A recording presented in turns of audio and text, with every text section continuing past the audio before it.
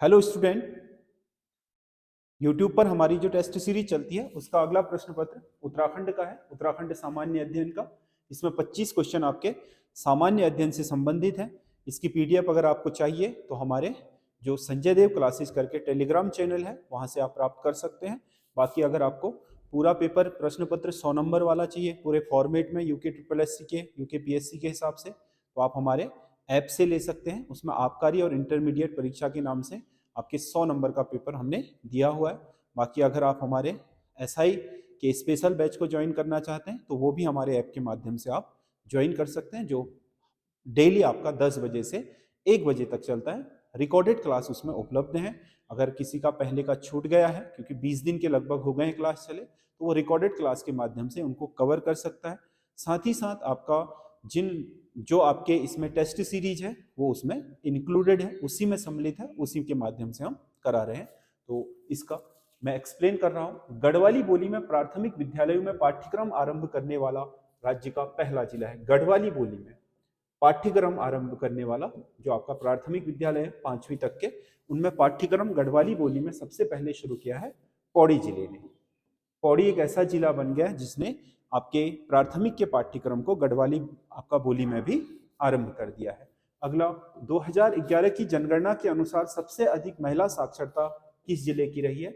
महिला साक्षरता में सबसे आगे कौन है? देहरादून। अगला क्वेश्चन है, जागेश्वर धाम में एक माह के मेले का आयोजन किस माह में होता है? एक माह पर चलने वाला जो मेला है जागेश्वर धाम में उसे बोलते हैं श्रावणी मेला। श्रावणी मेला जो पूरे सावन भर चलता है, जिसमें आपके जागेश्वर धाम में शिवार्चन करने का प्रचलन है। तो ये आपका बी सही आंसर होगा। अगला क्वेश्चन है, भारत इलेक्ट्रॉनिक्स का उद्योग, भारत में नहीं है, भारत इलेक्ट्रॉनिक्स, बीईएल, बीएचईएल नहीं, भेल नहीं, बेल, बीईएल मतलब भारत इलेक्ट्रॉनिक्स लिमिटेड का जो आपका कारखाना है वो कहाँ है? कोटद्वार में। बीएचईएल तो कहाँ है? रानीपुर देहरादून में, ये भारत इलेक्ट्रॉनिक्स है। अगला क्वेश्चन है, कस्तूरबा गांधी बालिका विद्यालय योजना उत्तराखंड में किस वर्ष आरंभ हुई थी? 2004 में। आपके ये जो नवोदय विद्यालय हैं उनकी तर्ज पर बालिकाओं के लिए आपके आवासीय विद्यालय शुरू किए गए थे उत्तराखंड में प्रत्येक जिले में 2004 से। अगला क्वेश्चन है, वंदे भारत योजना का संबंध किससे है? वंदे भारत योजना आपका गर्भवती महिलाओं से संबंधित है, जिसमें गर्भवती महिलाओं की सुरक्षा, पोषाहार इत्यादि को आपका दिया जाना सुनिश्चित किया जा रहा है उत्तराखंड राज्य में। अगला, कियोगाड़ और गिरथी किसकी सहायक नदियां हैं?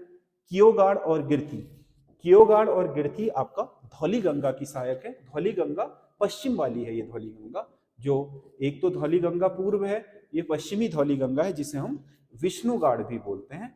विष्णुगाड़, ये आपका विष्णुगाड़ आपका किसका? कियोगाड़ और गाड़, कियोगाड़ और गिरथी की सहायक, कियोगाड़ और गिरथी ऋषि गंगा इसी की सहायक है, धौली गंगा पश्चिम की। ठीक है, पूर्वी वाली धौली गंगा तो आपका किसकी सहायक है? काली की। ये वाली जो धौली गंगा आपका पश्चिम है, ये अलकनंदा की सहायक है, जो आगे जाकर के विष्णु प्रयाग में किससे मिल जाती है? अलकनंदा से। अगला क्वेश्चन है, कौन सा ताल राजहंसों के दर्शन के लिए जाना जाता है? राजहंस हंसों में बहुत ही सुंदर होते हैं, सफेद आपके राजहंस जो हंसों में भी सबसे मतलब आपके सुंदर है वो आपके मंसूर ताल, जो आपका कहाँ है? मंसूर ताल टिहरी जिले में है, वहां पर ये दिखाई देते हैं राजहंस। अगला क्वेश्चन है, उत्तराखंड में 900 मीटर से 1800 मीटर की ऊंचाई के बीच किन वनों की अधिकता है? 900 मीटर से 1800 मीटर तक उत्तराखंड में जो वन पाए जाते हैं वो कोटधारी वन है, जिनका मुख्य आपका पौधा चीड़ है। अगला क्वेश्चन है, 84 कुटिया नामक इको पार्क टूरिज्म गंतव्य कहाँ स्थित है? तो इनमें आपके पार्क दे दिए हैं। 84 कुटिया जो इको पार्क है वो राजाजी नेशनल पार्क में है, ऋषिकेश में, जो आपका राजाजी नेशनल पार्क के अंतर्गत ही आता है। 84 कुटिया पार्क इसके अंतर्गत आता है। ठीक है, क्योंकि इसमें जगह की जगह क्या दे दिया है? National park. Almora home rule league की स्थापना किस वर्ष हुई थी? अल्मोड़ा में जो होम रूल लीग बनाई थी वो आपके 1914 में बनाई गई थी। ये तिलक की होम रूल लीग थी, एनी बेसेंट की नहीं, क्योंकि एनी बेसेंट से तो बहुत चिढ़ते थे जो उत्तराखंड के स्वतंत्रता संग्राम सेनानी थे, खासकर इसमें बद्री दत्त पांडे के अगर आप वक्तव्यों को देखोगे तो बहुत आपके एक तरीके से बहुत खराब तरह के वक्तव्य उन्होंने बोले हैं। किसके लिए? आपका एनी बेसेंट के लिए। जो आपके यहां पर जो होम रूल लीग बनी वो तिलक की होम रूल लीग थी। अगला क्वेश्चन है 2022-23 में केंद्रीय करों से उत्तराखंड को प्राप्ति कितने रुपए की हुई? प्राप्ति, अब तो बजट नया आ जाएगा, आज से आपका बजट सत्र शुरू हो गया है, ठीक है। आज मतलब आज 26 तारीख से तो बजट सत्र शुरू होने के साथ ही आपका नया बजट पेश हो जाएगा।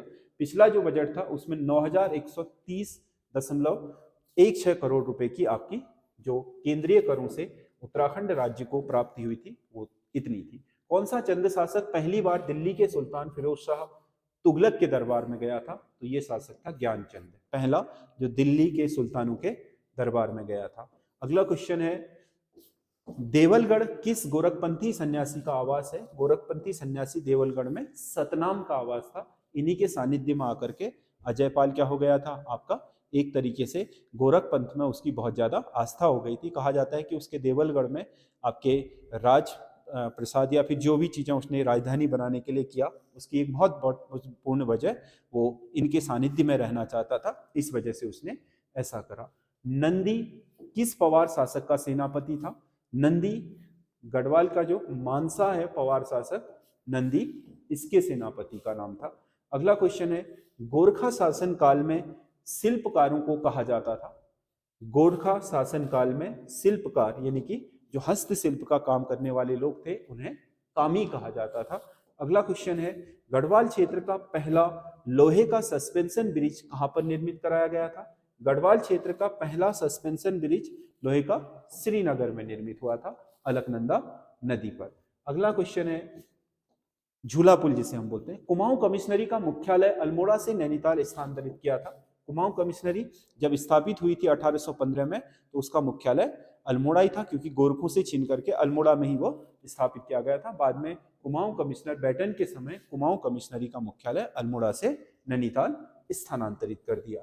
अगला क्वेश्चन है उत्तराखंड में छोटे छोटे बांधों को किस नाम से जाना जाता है? उत्तराखंड में जो छोटे छोटे बांध होते हैं मतलब सिंचाई के लिए आपके नहरों से आप नहरों को काटने के लिए छोटे छोटे जो बांध निर्मित किए जाते हैं उन्हें बांध कहा जाता है। पुल तो आपके नहर है, हवार भी एक तरह की नहर है, बाल भी छोटी नहर है जो खेतों में डिस्ट्रीब्यूट करने के लिए बनाई जाती है। बांध यहाँ के छोटे बांधों को कहा जाता है। अगला क्वेश्चन है 1909 में कुमाऊं गवर्नमेंट गार्डन की स्थापना किस स्थान पर हुई थी? 1909 में कुमाऊं गवर्नमेंट गार्डन स्थापित किया गया था नैनीताल के जौलीकोट नामक स्थान पर। अगला क्वेश्चन है श्यामदास तोमर और उनके वंशजों द्वारा राजपूत चित्रकारी की पहाड़ी शाखा की तुलिका किस नाम से तैयार की गई थी? जो श्यामदास तोमर और उनके वंशज जिन्हें गढ़वाली चित्रकला शैली का आपका जन्मदाता और मतलब एक चरमोत्कर्ष पर पहुंचाने वाला बताया जाता है, उन्होंने गढ़वाली की पहाड़ी शाखा की एक तुलिका तैयार की थी, मतलब एक तरीके की एल्बम, और उसे नाम दिया गया था गढ़वाली कलम। अगला क्वेश्चन है दिल्ली में पर्वतीय कला केंद्र की स्थापना किस वर्ष हुई थी?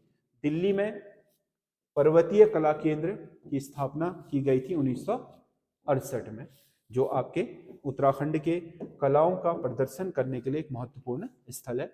उत्तराखंड में सिटी गैस डिस्ट्रीब्यूशन आरंभ करने वाला पहला जिला है। सिटी गैस डिस्ट्रीब्यूशन करने वाला उत्तराखंड का पहला आपका जिला उधम सिंह नगर है। यहीं पर पहला सिटी गैस डिस्ट्रीब्यूशन शुरू किया गया, मतलब पाइपलाइन के लाइन के माध्यम से आपका घर घर तक आपका गैस कनेक्शन पहुंचा देना, ताकि सिलेंडरों का जो आवाजाही है भराना वो खत्म हो जाए। प्रत्येक व्यक्ति के यहाँ मीटर लग जाएंगे और उस मीटर के माध्यम से रीडिंग होगी और उसी के हिसाब से किलो के हिसाब से गैस का बिल आएगा और आपका जो शहर है पूरे शहर में आपका गैस की पाइपलाइनें बिछा दी गई है। अगला क्वेश्चन है उत्तराखंड उच्च न्यायालय में कितने तदर्थ न्यायाधीशों की व्यवस्था है?